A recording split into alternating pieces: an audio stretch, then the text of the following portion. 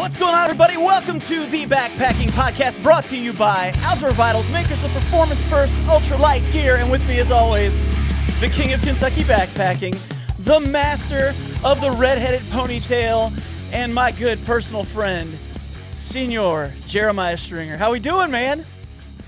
Hey, doing fantastic, man. Let me say a quick word from our title sponsor, Outdoor Vitals.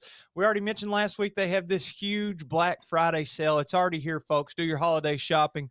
I do want to remind you that inventory can get low on some popular things like the Altitude Sun hoodie, which is what I backpack the Camino in, the Vario jacket, and other things. And if you want to get an additional discount, sign up for their Peak Tier Live Ultralight membership, and you can get up to 62% off of the regular priced items. What do you think about that, man? I think that may be one of the most incredible things I've ever heard in my entire life. Yeah, save some money, get you some gear. Next to what happened to me this past Saturday. Oh, what happened with you, man? Did you kill a turkey and a deer and a groundhog? Man, that would have been awesome. But no, it was this right here. I did not kill that dog. Goodness. That is our new family dog. His name is Gary. Gary Kelly. So Gary Kelly. Who Gary come up Kelly. with that? Oh, his name was actually, his actual name was Garrett. That's what his name is, but they always called him Gary, and that's what he answered to. So yeah, so we got a new dog. Do you want to see him in action? Yeah, let's see a little clip. Oh, my son loves this dog. Watch this.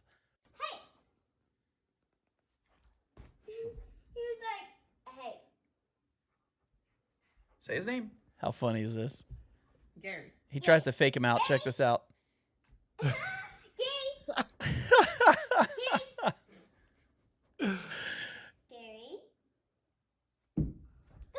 And of course, he loves playing fetch, man. He loves playing fetch, and drop the ball there for him. And then check this out. This is him just loving him on Jack.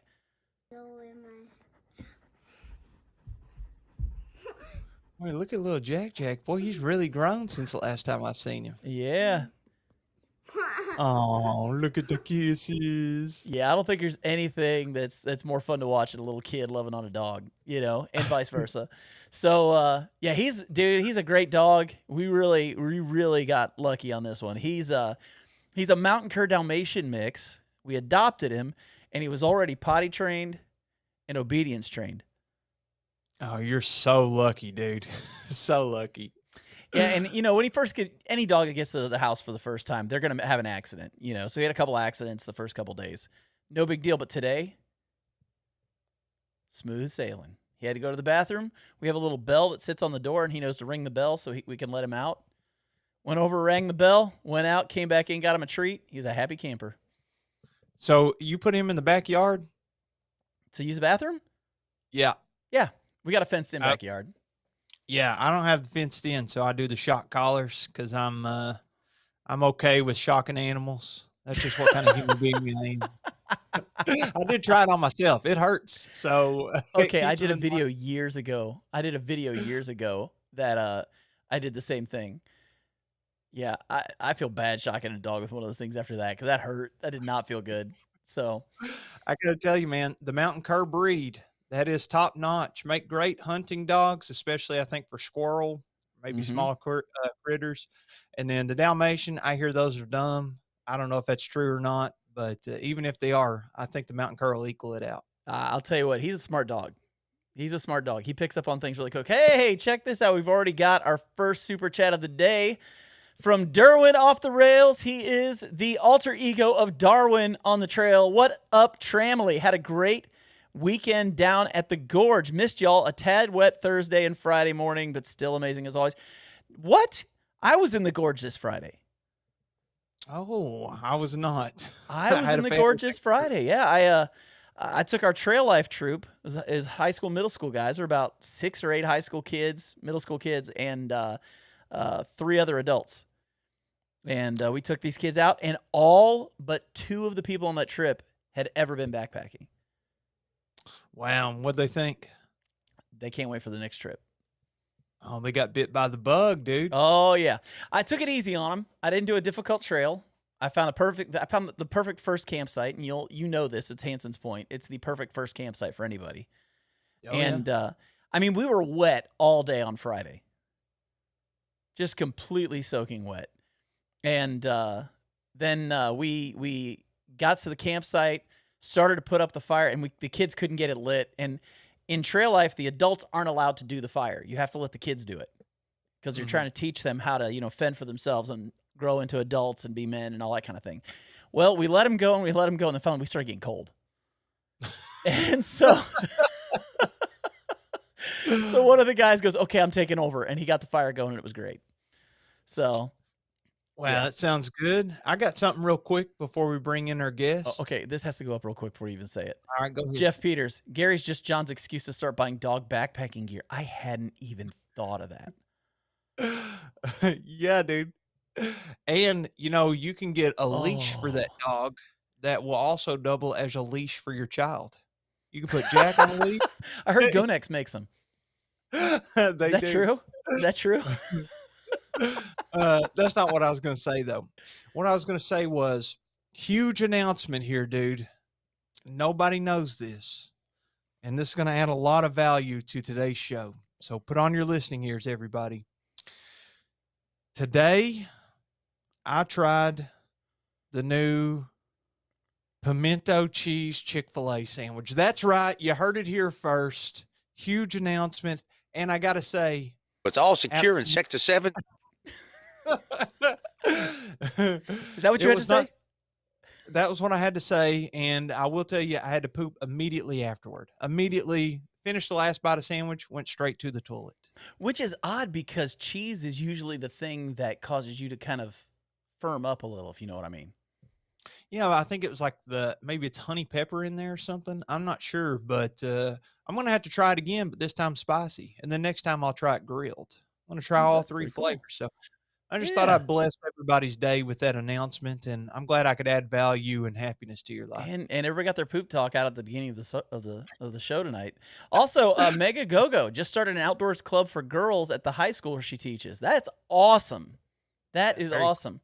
I've got an opportunity to go to Arkansas this year to go on a backpacking trip with a college class that's been studying backpacking. So I'm kind of pumped about doing that this spring. So I tell you, Jeremiah, I don't get to do a lot of backpacking trips just for me anymore. Almost all my backpacking trips are typically taking people out and teaching them how to backpack. That's pretty much 90% of my backpacking trips now, which is crazy. That means these people have really bad judgment. That's what that means. No, that means they want to learn from the best. Again, they have really bad judgment. So speaking of really bad judgment, we have somebody that's about to be on this show who for some reason is excited to be here. And I don't know if that's a good thing or not, but I'm really glad he's here because we got a chance to talk to him maybe it was 2 years ago when he did the JMT with our good friend Brian Carpenter, a.k.a. The Flash. He is just recently in the last few months finished up hiking the entire CDT, which is amazing. He loves the long trails. He's been hiking a lot, and he's got a lot to talk to us about. So let's welcome to the show, Mr. Ben Minegar. And did I pronounce that right? Is it Minegar? Yep. Yeah, okay. Like vinegar. Yep. Perfect. Because Jeremiah and I were trying to figure it out, and he goes, "Is it Minegar? Is it Minegar?"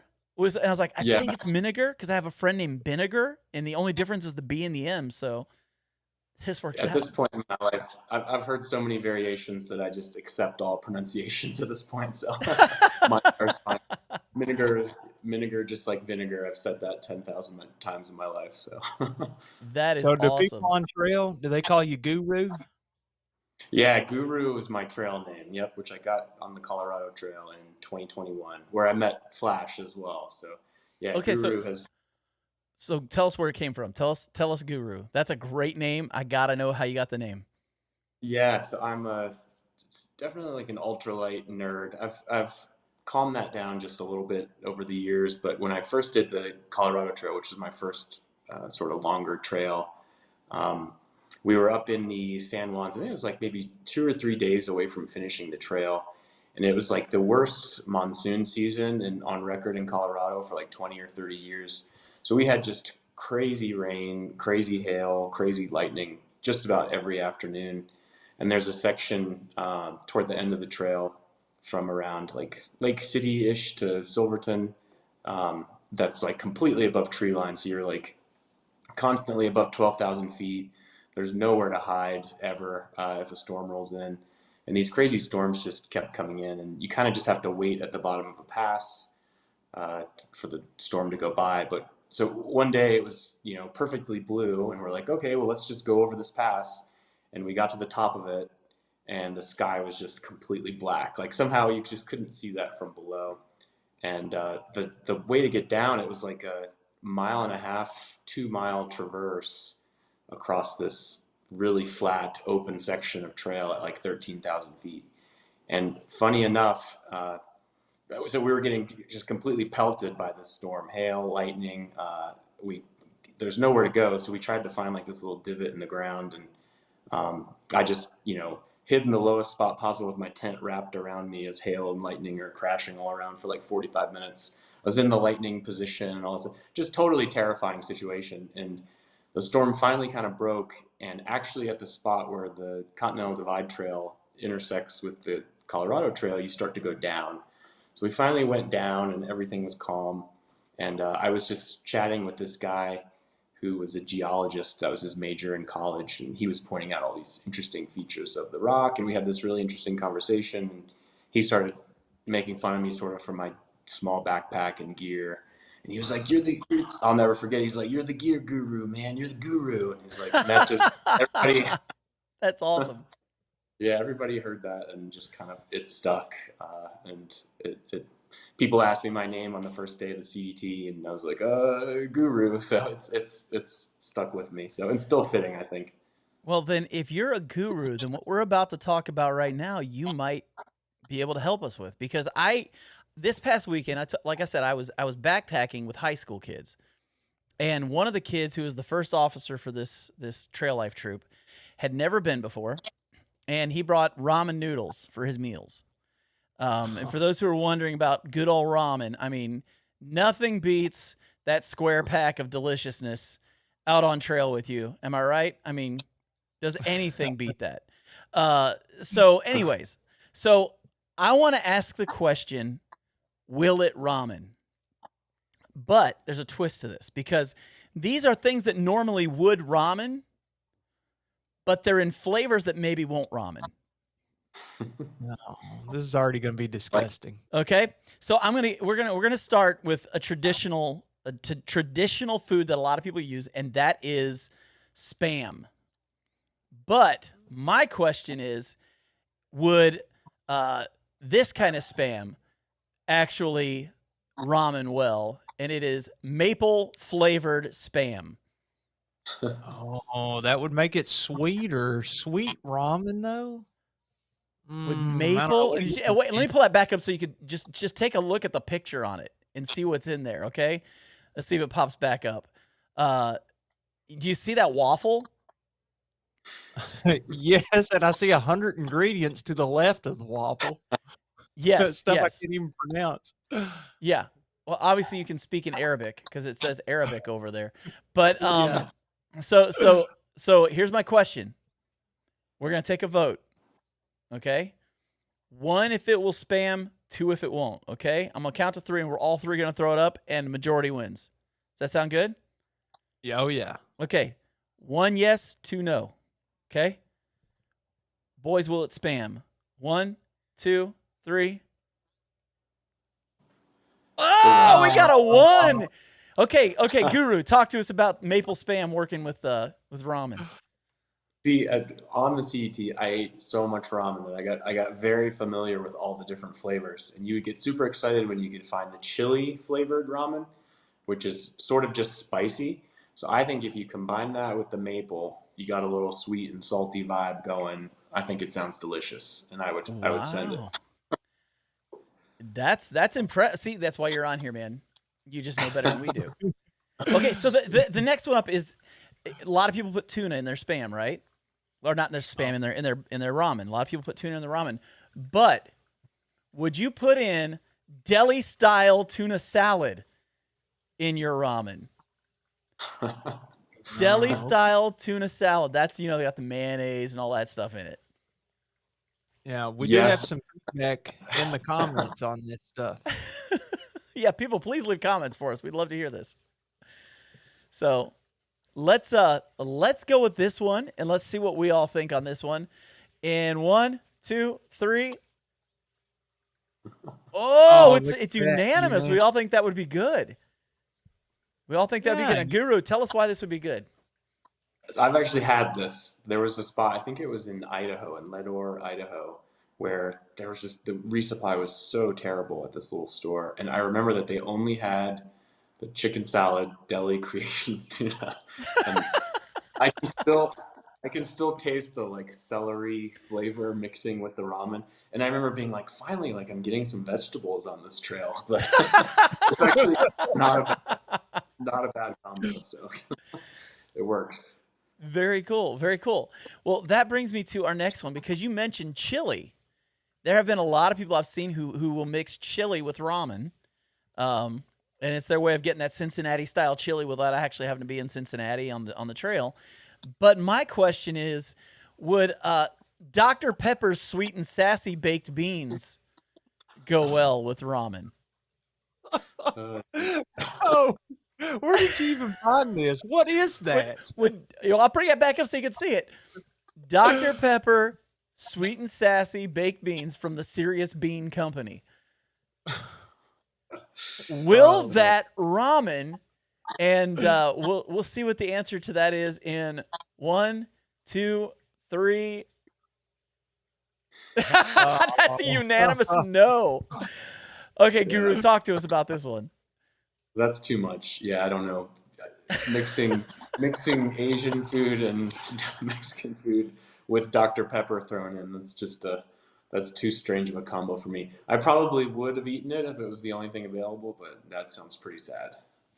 Very Is cool. there Well, any kind of go ahead. bean that you're putting in ramen? Like what? Especially baked beans? Right, Man, that just right. kinda is gross. Well, I just had to check. I had to find out. And we got one last one, and this is maybe the most common instant food that people have backpacking besides ramen. And I'm just curious if you think they will go together. And that is the good old-fashioned, if it'll load up here, the strawberries and cream instant oatmeal. Oof. I Will thought it was mashed now I'm potatoes. going to be honest with you. I'll tell you the story here in a second, but that is the inspiration for today's game. But let's find out what everybody thinks if that will ramen. 1, 2, 3.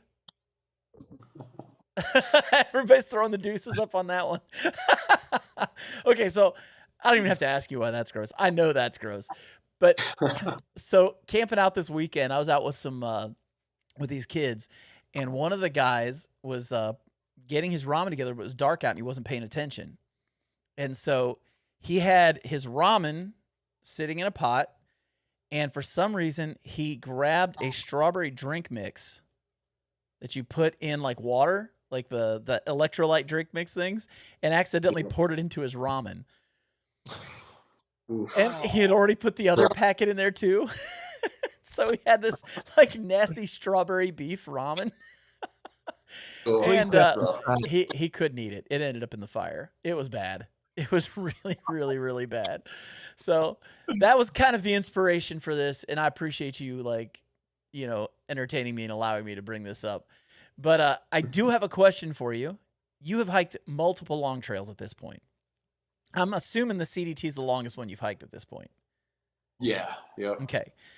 Having done these thousands of miles of hiking that you've done, what is the strangest thing, not only that you've eaten on trail, but you liked it when you ate it? Oh, geez. I'd have to think about it. You have to start from like the lowest possible baseline of food that you can imagine, because I don't bring a stove on trail, so everything is cold soaking, which is already just disgusting. But I don't know about strangest, but I remember going through the San Juans in Colorado, which maybe we'll talk about that later. Definitely the most intense, difficult part of the trail. I do remember a night where we got to our campsite after just an exhausting day, and I just poured my I think it was like chicken or pork ramen in with literally a packet of Spam because that was all that was available in the prior town, and just being like, this is what am I doing with my life right now? Like, this is my dinner. Is this what it's come to? It looked so gross, but I was so tired and like had burned so many calories that day that it was just delicious. It was so good at the moment. Like, I'm a vegetarian in the real world, so like yeah, eating that disgusting Spam and ramen that night, that's a memory that stands out. Just to be that tired to have something that gross taste good. So what was the flavor of the ramen? I want to say it was pork. It was like the brown packaging, which I think is the pork one. I don't know why I remember the Okay. packaging, but And Spam is yeah, kind of a pork derivative, so right. you Kind of. know. Yeah, it just kind of like slithers out of the packaging into the ramen. It's just like, what am I doing with my life? How did it come to this? So you soak the noodles in the gelatin coming off of the Spam. Is that what it was? Exactly. Yep. What do you That's use to soak fantastic. in? Do you use one of those like the ice cream container things? What are those called? The Talenti jars. No, so I in 2021 and 22, I was crazy about the ultralight thing. Just had so much fun, like weighing everything, and so I was on like a year-long quest for the lightest possible cold soaking vessel that still would hold up to abuse. And I found that those, it's hard to describe. They're clear plastic kind of cylinder containers that you get from like Asian restaurants that they'll put like noodle soups in, and Yeah, yeah. they weigh, I remember this, 32 grams, which is under an ounce. The Talenti jar is like, the Talenti jar is like 2.5 ounces or something, but it's super light. And I would use like the big one, and yeah, just bomber. Like it lasted the entire CDT for 4.5 months of daily use. Like they never leak. Like they're amazing. So that's my go-to cold soak jar. Unbelievable. So we got I'm, some great I'm a comments nerd. over here, man. We got some great stuff Yeah, over here. This I was didn't get. Rod Outdoor said ramen was the first meal I ever cooked on a stove when I was a kid. I will never cold soak ramen out of principle. Spam is awesome. So I think it's supposed to be awesome, but I just I love reading the misspelling. It's kind of fun. And then Jeff Peters, after hearing all of this, just literally threw up the puke sign. So, Yep. I oh don't blame man, you. this is actually interesting. It says maple spam was great, fried with scrambled eggs and rice. It's kind of weird on its own Ooh, though. that sounds good. Yeah, that's got some like fried rice vibes. That sounds good. Yeah, yeah. Like I said, it's a pork derivative. Yeah, I'm sure there's parts of pork in there, right. So you Point said point 0% pork. like possum and squirrel and raccoon and stuff too. Yeah, it's all there. in the real world, you say that you're vegetarian. So does that only change whenever you're out on trail? And do you just feel like you need the protein, like the extra protein and stuff, just to keep you going, or what? Yeah, I found that in particular on the CDT, you just go through these tiny towns out in the middle of nowhere for the most part, other than Colorado. In every other state, you're just in these little tiny places where sometimes the resupply is a gas station or something. So, or the local restaurant will have like just burgers or something on the menu. So it was almost out of necessity. I tried to go vegetarian through I think like 2/3 of New Mexico, but it was too difficult to get enough food in town, and a lot of times at restaurants there would just be no option at all for me to eat. So some people were. I know one guy did the entire trail fully vegan, so you can definitely do it. You just have to ship boxes to yourself and stuff like that. And it's so expensive to do that, and I didn't have the patience. So You and probably I, didn't feel like drinking a bottle of olive oil either, right? yeah, exactly. Yep. So it worked out fine. I mean, I'm pretty much back to being vegetarian. And it's not like for ethical reasons or anything like that for me. It was mostly just kind of health oriented. So I figure I'm burning, whatever, 20,000 calories a day out there. Like a burger's not going to kill me in town. So No, it worked no, out. probably not. Well, and Well, it sounds like you're not anti-meat. You just are choosing to not eat it simply out of just trying to keep your system clean. yeah, exactly. Yep. And where I live in New Mexico. There's just amazing vegetarian options everywhere, like bean and cheese burritos, and just all this delicious New Mexican food kind of makes it easy to be vegetarian. So Very Now, you cool. mentioned earlier about being in the lightning position, which I don't really know what that is, but I was going to ask, do you all know what percent of people survive lightning strikes? John, I'll go to you first. What percent do you think? 85. 85. And Ben, what do you think? I'm gonna go with 66%, 2/3. All right. It is 90%. Wow. Unbelievable. Right. And tell me, what I is almost said 90, but I was like, there's no way I'll be right. you almost nailed it. That's Nah, according to the CDC. That's what it Hmm. says. 10% fatal. but is it What is according to the CDT? Oh, 0%. 0%. I almost hit the cricket button on you. Then I got you with the snare. So, what is the lightning position, and does that actually work? I mean, you're in that situation. I assume that you're just trying to do what you can, but I don't know. Maybe that's what 90% of people are doing. The 10% don't know. They're like me. They don't know what the lightning position is.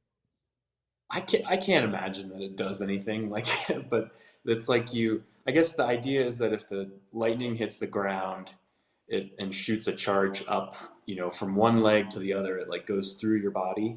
Whereas if you stand in the lightning position, you put your feet where they're touching each other, and then you get low so that you're not the highest thing in the area, and then you kind of just cover your ears and close your eyes because it's loud. But apparently that minimizes the impact of the charge running through your body. I don't know if any of that's true. I have no idea, but it felt good in the moment for sure. Well, even if it's placebo, Yeah. that'll help whenever you're facing the wrath of God out there. I will Yeah. take a placebo in a situation like that. I'll take a placebo every single time without a doubt. I remember I had my Garmin and it pulled my Garmin inReach out, and I was like, I'll send her. I'm like, what is this going to do? Like, I'm at 13,000 feet in a lightning storm. Like, nobody's coming for me. Like, and that kind of calmed me down. It's like, okay, well, either the lightning hits you or it doesn't, and you deal with whatever happens. So Well, I was looking at your Instagram and I saw that you post pictures along the way, and I highly urge everybody, if you really want to deep dive into kind of the visual journey that Ben went on the CDT and his other adventures too, check that out. But one of the posts I was reading about said that you just kind of decided to do the CDT because you felt like you were kind of spiraling, almost stuck a little bit. I was curious, what kind of job, if you're comfortable sharing, were you working at the time, and what really pushed you over the edge? yeah, so I'm an attorney. That's my trade, I guess. And I've been I went to law school, 10 years ago without really knowing what attorneys do, and law school doesn't really teach you what attorneys do. And I think I learned pretty early on in my career that a lot of what attorneys do is just argue and bicker with other attorneys. And so I was I've been doing sort of civil litigation work for almost a decade, and knew pretty much from like year 3 that I didn't want to do this long term. I don't want to just fight with people all day long, and but I don't know if y'all can relate, but once you start having bills and house payments and family and stuff, you sort of can start to feel sort of trapped in what you're doing. And I think I had sort of just succumbed to that understanding that there was sort of no way out of this career that I didn't want to do anymore. And then I just sort of had to sort of tough it out. And I think that worked for a while, almost a decade, but it just sort of came to a breaking point early this year in 2024, where I knew I had to make a change career-wise. I had been sort of dreaming about walking across the country in whatever way that I could possibly do it. I think it was about 3.5 weeks before my start date for the trail that I actually decided to do it. So I didn't have any time to train or anything like that. I'm looking out my window right now. I live in Albuquerque. I can almost see a huge chunk of the trail just out in the desert there. And so I would come home from work super burnt out, just kind of staring out there into the desert, thinking, what would that be like? And just decided to go for it. Life just felt way too short to keep sort of putting this off and keep doing something that I knew I wasn't destined to be doing permanently. So, Wow. Powerful. And what about your wife? She was like 3 weeks. Well, hold yeah, on a second. What you said she was supportive, but what did that look like in the Minegar household? yeah, it was tough at first. I mean, I think I've been talking about wanting to do. It was originally the PCT is what just sucked me in. I really wanted to do that trail for years and years and years. It was before I even really attempted to backpack or anything like that. Just this notion of walking from Mexico to Canada was the coolest thing in the world. And she has, had to hear me talk about it for years and years and years.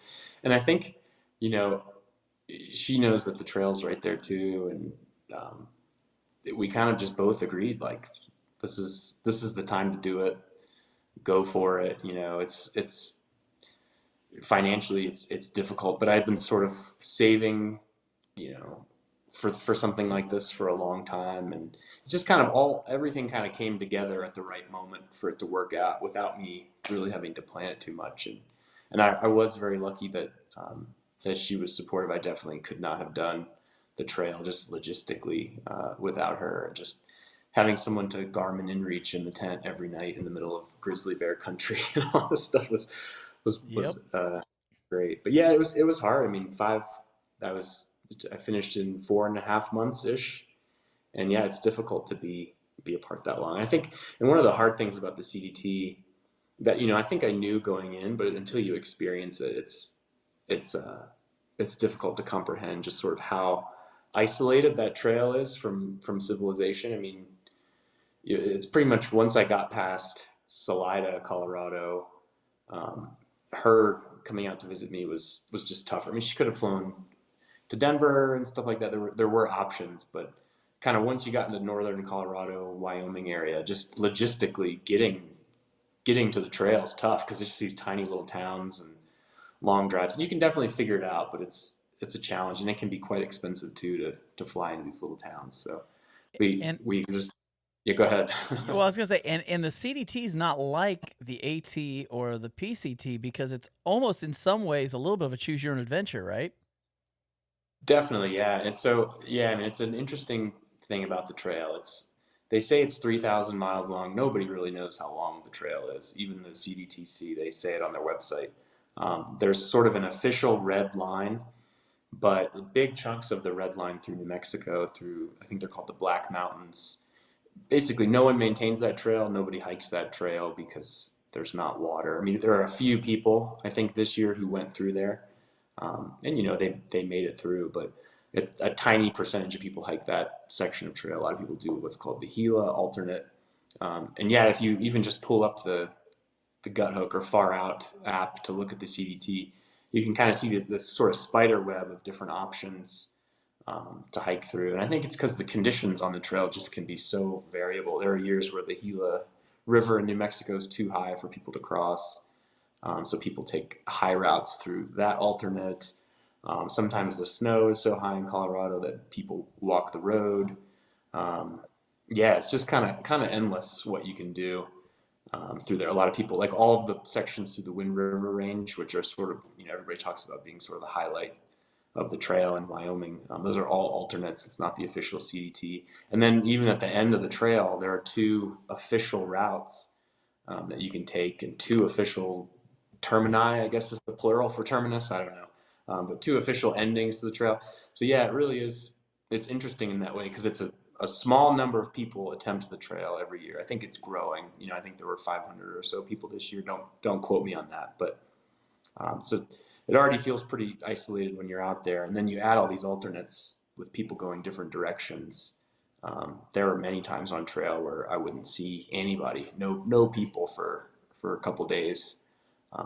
And yeah, it's an interesting experience for sure. Oh, can I Man. ask you about the snow? Yeah. So, first of Yep. all, I assume you needed some special gear for the snow in certain parts, but I'm familiar somewhat with some post holing. Did you run into any of that, and did you have to use any specialized gear? Yeah, geez, yeah. The snow was crazy. So this 2024 wasn't just a dead average snow year in the San Juans. It was a little bit higher snowpack in sort of the Front Range area north in the collegiates as well, but sort of just dead average in the San Juans. And I have, quite a bit of experience with mountaineering and snow travel, and I've done winter ascents of big snowy mountains and have post holed up to my neck a million times. So I was like, I can, this isn't going to be that big of a deal. But spring conditions, that sort of early, just basically the entire month of June in Colorado, the hiking is just, I mean, it's just imagine the worst possible hiking conditions that you can imagine, and that's it's like really beautiful, but the snow is just mashed potatoes, and in some sections it's really deep to where you're post holing up to your hips and knees, and then this early on in the San Juans, the snow was still sort of freezing on the top, getting this crusty layer.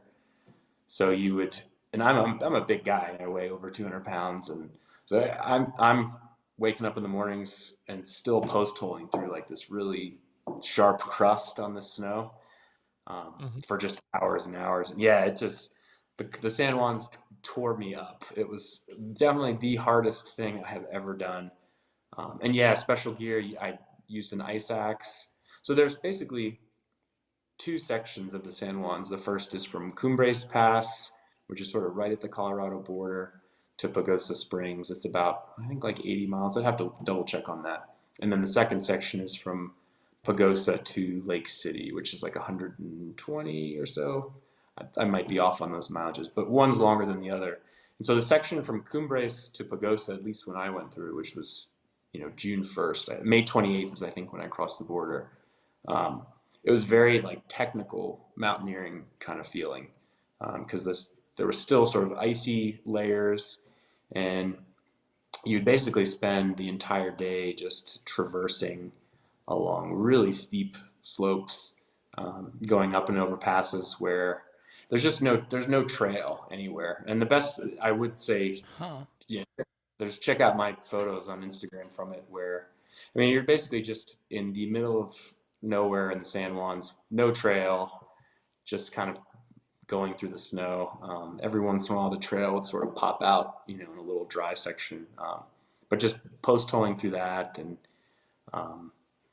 yeah, it was crazy. That was a really fun section of sort of technical, scary stuff where you had to have microspikes where you're sort of kicking steps into steep sections of snow, and I had to self-arrest legitimately one time in that section, which was interesting. What happened? We were going down this really steep gully, which normally there's a trail that just sort of nicely switches back down the mountain, but in the spring conditions, it was just a basically 800-foot ice chute. That was pretty steep, and your microspikes are. Is that So kind that's of what you were actually talking about right there? Or? that's the Wind River Range actually, where there was just a little bit of snow. It's actually if you scroll down a bit to some of my posts from like June, there should be some photos there. Yeah, so like the one with the snow and the sunshine. This one right here? Yeah, that one. So that's like, and if you scroll through some of those shots, that's kind of what the conditions were like in Pagosa. So yeah, I mean it's full on mountaineering. That picture right there of my tent setup, that was at like 12,600 feet right before this pass, and that section was the only dry area in like miles and miles and miles. We had like that day was crazy. It's this section. It's this really notorious traverse called Mile 818, and we got to the top of it after a morning of really sketchy traversing, and just looked at that traverse, and it just looked way too steep and dangerous. If you had full mountaineering 12-point steel crampons, you could probably do it. And some people did it in spikes. That's all ice? It's snow, but in the mornings when it would freeze, it would have like this pretty thick layer of ice on top. And so Wow. yeah, in some sections where it's just really melted and kind of caved in, because it's all the snow is melting underneath all that as opposed to on top. So yeah, it would develop these really just sheer sections of ice. But yeah, that day we like decided to skip the actual trail and go down this crazy like avalanche chute where I ripped up my pants and like got all these cuts on my legs, and then we had to go up this valley, and that was the only dry spot there where we could set up camp, and it started snowing, and the San Juans were absolutely wild.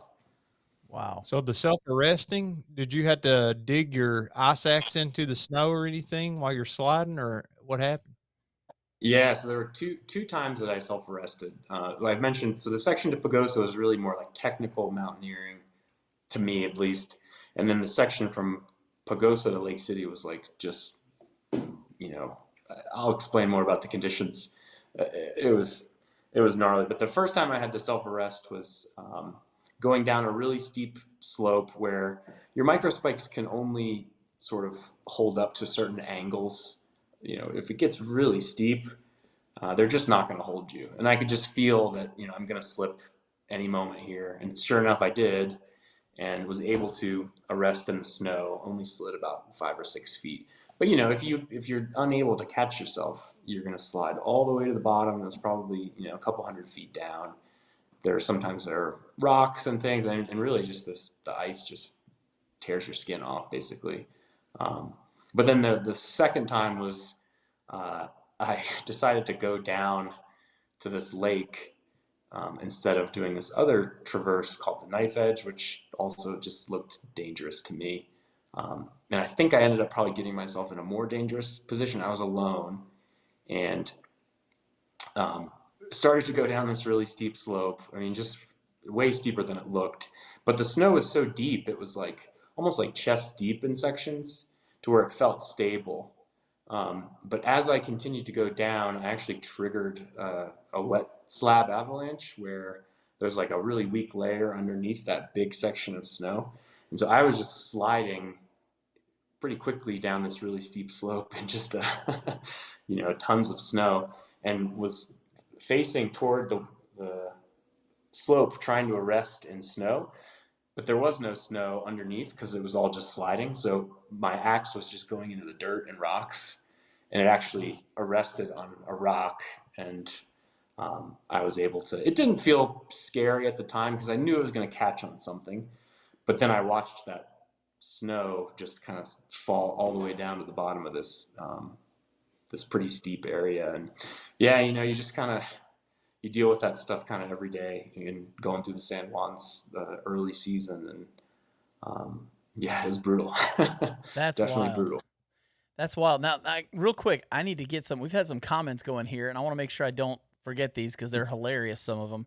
You were talking about dealing with lightning, and Riff Outdoors just said, well, just wear rubber boots. And Ruben Hikes thought that was such a good idea. He said, would a rubber poop hammock help in a lightning storm? I think so. I mean, A rubber poop. that's not a bad idea. And then you were talking about the area of the CDT that doesn't have any water. And Shane Wolf says, "Who needs water? Mountain Dew will get you there." And of course, Jeff Peterson replies with Mountain Dew, the champagne of Appalachia. And Hey, I got family in Appalachia, so he's not wrong. Then there was this question. It was Jeff again. He said, "So how does one poop in all that snow and ice? Poopsicles?" Yeah, yeah. And then Shane Wolf said it's self-arresting, which equals prairie dogging. So, and so everybody's Woodall just Trail, curious, man. They're just curious about that situation out in that kind of weather. Yeah. the poop. So, it's tough. Yeah, there were sections. I mean, believe it or not, the best poop trowel on the planet is an ice axe because it has that metal adze on the back, and you can dig some serious cat holes with that bad boy. But when it's covered in snow, yeah, you don't really have any option but just to do, basically surface dookies. That's the only option. Because no matter what, the snow's going to melt in the spring and it's going to be there anyway. So yeah, there were a couple instances. And sometimes the snow is so frozen on top that you couldn't even really dig a hole. So yeah, you just got to kind of, I don't know how leave no trace that is, but when you have no other option. Sorry, here's the there's only question though. 500 people, hiking that trail. I don't think it's that big a deal. So are you packing out the toilet paper? So yeah, this is because I'm ultralight. I also take leave no trace very seriously. So Well, I do you wanna noticed you know have a my link to Leave No Trace on your Instagram. So that's why I was asking Yeah. the question. So Yep.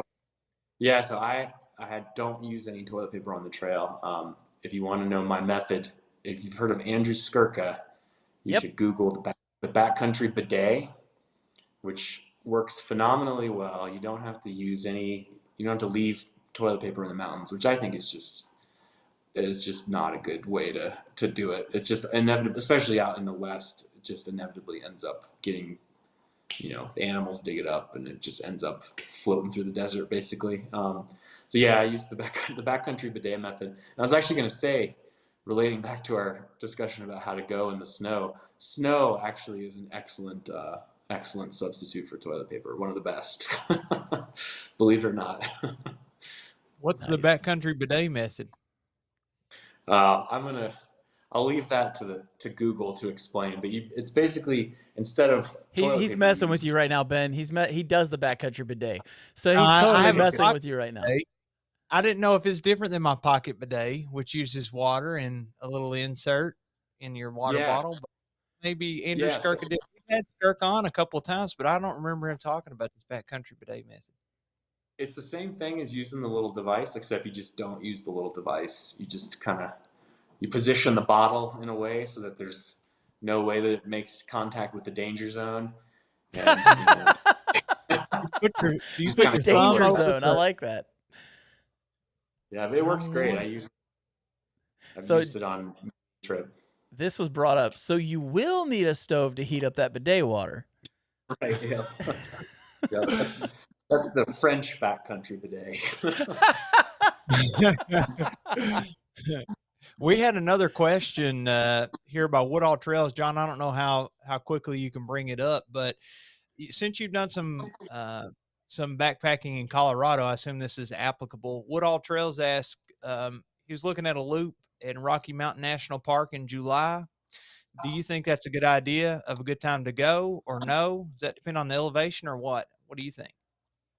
Yeah, I mean, it's definitely going to be beautiful there in terms of summer conditions. The temperatures will be really nice up high. It'll still be cold up above, 11,000 feet, 10,000 feet. It'll still get down to the 40s and stuff at night, even in July in Colorado. The one thing I'll say about July in Colorado is that's sort of peak what they call monsoon season. And we have it in northern New Mexico too, where we have big mountains that people don't really know about that look just like Colorado. But it's basically just every single afternoon it rains, and you can get some pretty serious lightning and thunder and hail and stuff like that. So that's something to be, if you're going to do a loop, if it's going over sort of high mountain passes and stuff like that in the afternoons, you just want to make sure that the rule generally for Colorado is, you want to get up and over the high stuff before noon. And that's typically safe. It depends on the season. If it's a really bad monsoon season, you can get totally wrecked by lightning. It's happened to me many times. But yeah, you just got to be smart about it. Getting caught up there is very humbling and very scary. Well, here's a great question for you. This is from Jamie McCracken, and it's going to be hard to read on the screen, but he says he's joining late, but he's wondering how you funded your CDT through hike, but most importantly, how you got the courage to not work and go for it.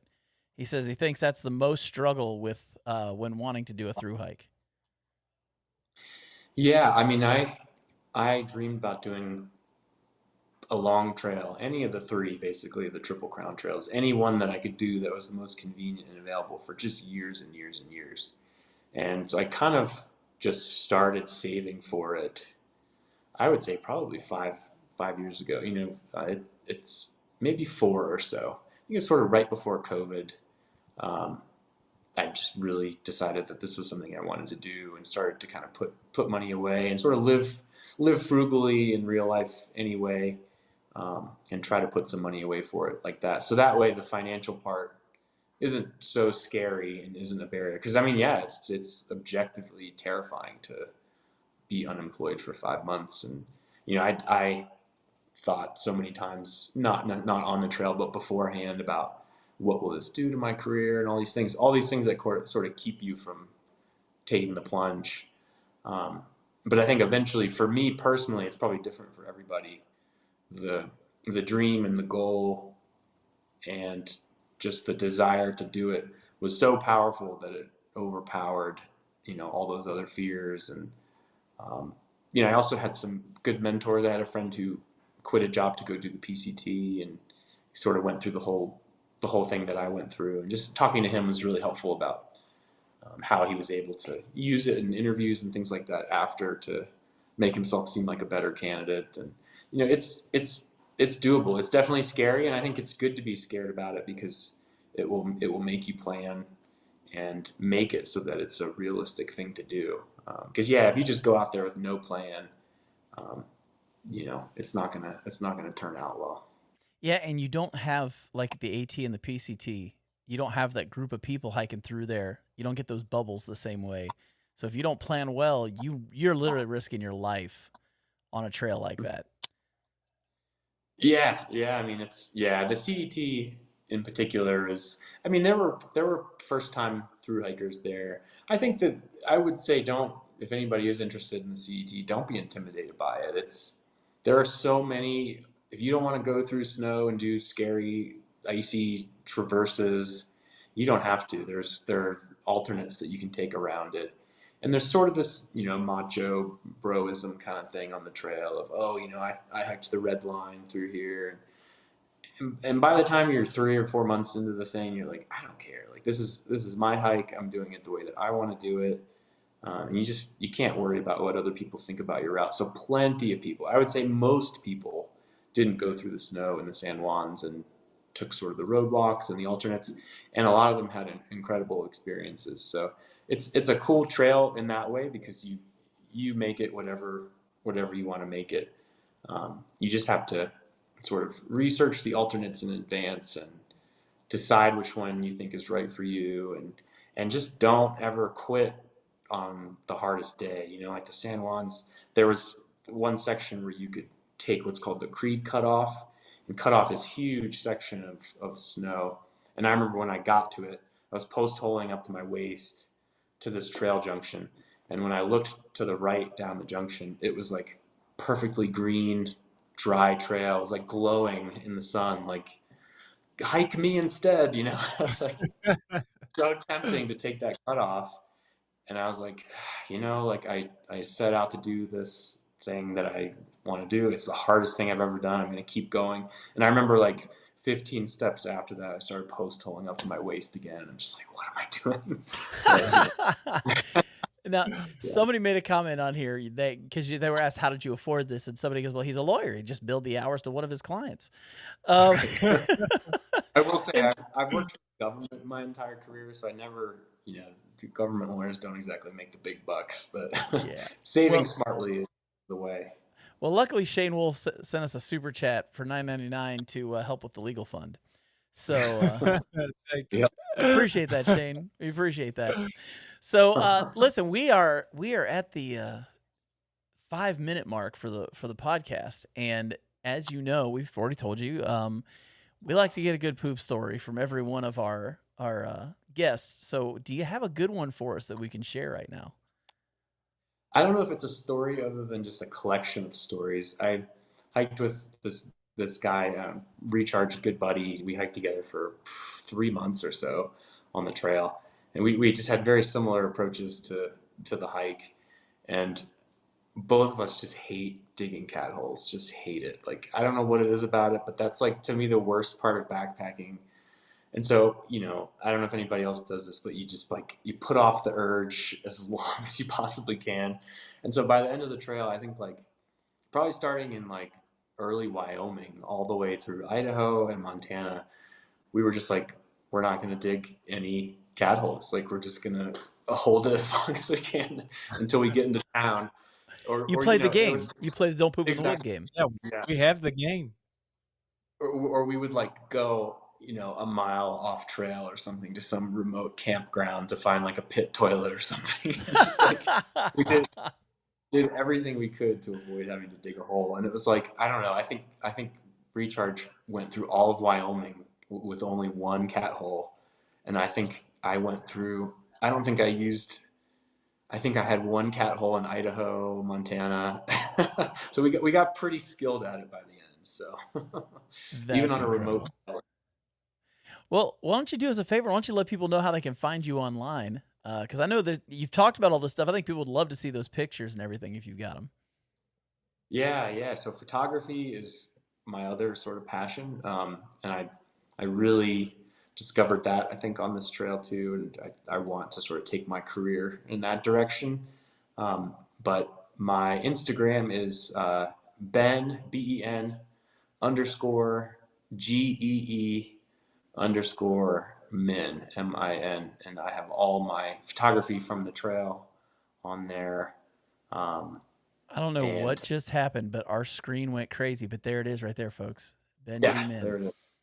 Yep. Yep. So all my photos are on there, and some of my captions describing the trail are pretty short, but I try to sort of just tell the story through photos, and just had an absolute blast doing that. And makes me want to do another long trail just for the photography part of it. But yeah, everything is all on there. So Very cool, man. Well, thank you so much for being on here. This was fun. I mean, it was great talking to you and Brian about the JMT. But it's cool just having you on here yourself and just hearing your stories from the CDT, man. That's awesome. absolutely, yeah. Thank y'all for so much for having me on. Hilarious stories about the dog. My middle name is Garrett, actually. So kind of like Gary the dog. Can I tell you a little something? Our dog's name is actually Garrett, and Yeah. they call him Gary for short. So, I mean, maybe It's a match made in you heaven. guys might be related. Who knows? Um, but Garrett, now I'm calling you Garrett. Ben, thanks so much for being on, man. We appreciate you. And if you'll hang out in the green room, we'll chat with you in just a few minutes. Awesome. Sounds good. Thank you, guys. Man, dude, I would love to be able to hike a long trail. I would love to be able to do one. It's just, yeah, it's, he even mentioned, when you've got family and kids and things like that, it makes it a little bit harder for people to do it. But I sure love living vicariously through other people. Yeah, me too, man. It's one of the best things about this podcast is we get to hear so many experiences and so many awesome stories.